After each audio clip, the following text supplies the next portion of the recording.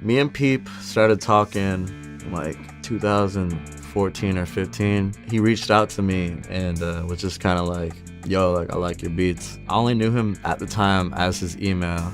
I just knew him as Gus. I had sent him like, I don't know how many beats, like 10 beats, I think. And he sent me back one song and I was like, I replied like in all capital, I was like, damn, you snapped.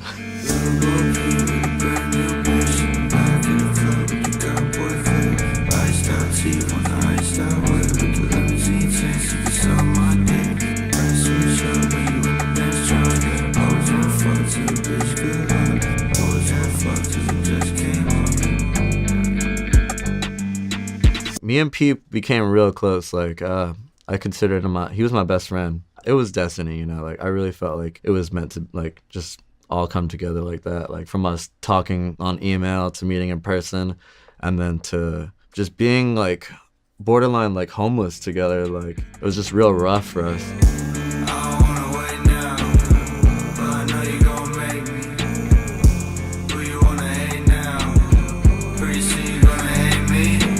The song started off with me like I had gone into the studio with Rob Cavallo and my other friend Juan. We were just kind of jamming out. Like Rob was on guitar and Juan was on bass. I told Rob I wanted to do something with a fast tempo but have like a slow vibe to it at the same time. We recorded for hours and I looped this one part. It just caught my ear so much and I knew it would be great for a song. So I threw it in gross beat, put it on half speed. It's a very like common thing to do with like I think like trap beats. A lot of trap producers do it, and that's kind of where I picked it up. So it's like real slow and dark and eerie kind of, you know, but that changes a little bit, you know, once that gross beat's taken off of it. It's just yeah, so it lightens up a little bit. It's not as dark or eerie, but it still has the dark tone to it, you know. I started adding 808s to it and I was like, it just didn't sound right to me and I wanted to do something different. So I was like, let's just cut out the 808s and use straight bass guitar, you know. Feels a little bit more like authentic. He just jammed across the melody and we got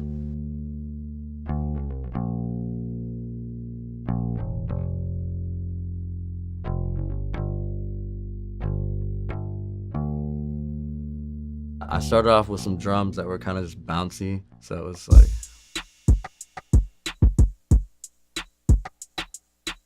so I sped the hi-hats a little bit just to give it that like fast motion, kind of like you're in a car, you can like cruise out to this shit kind of vibe, and you're like, you know.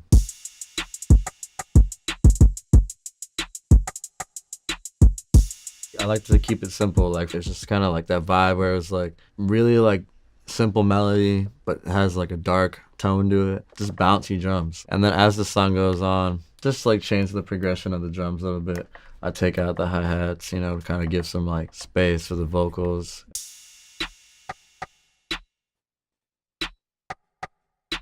Real simple, and I threw a little rim sound in there. I like rim sounds a lot, and sometimes I'll even use them as my snares.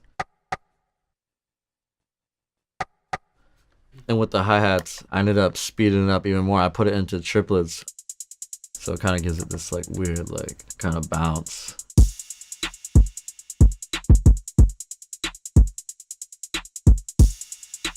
And I bring the verse in right here, and I just filtered out the main guitar and then just had the bass guitar playing. It gives like this like open space for the vocals to like really stand out.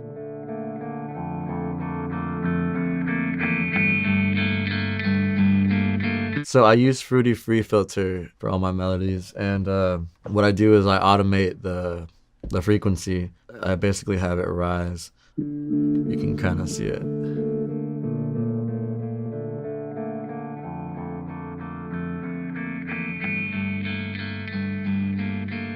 So the frequency goes up and it basically takes out that like low pass kind of sound.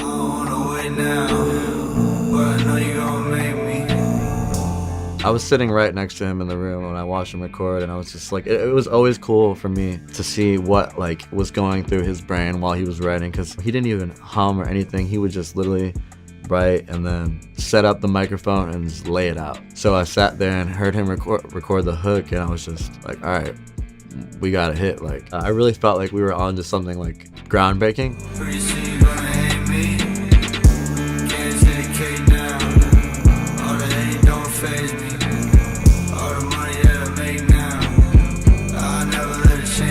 You got to like step inside like his brain kind of, and him as a person, he was just like one of the greatest people, an amazing soul. And he had like, you know, just like everyone does, we all have our problems. He really like was big on like making people feel comfortable in their own skin.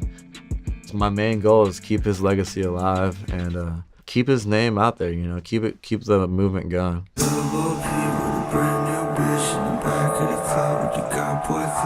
Iced out teeth on the iced out whip with the limousine chain, she be on my dick.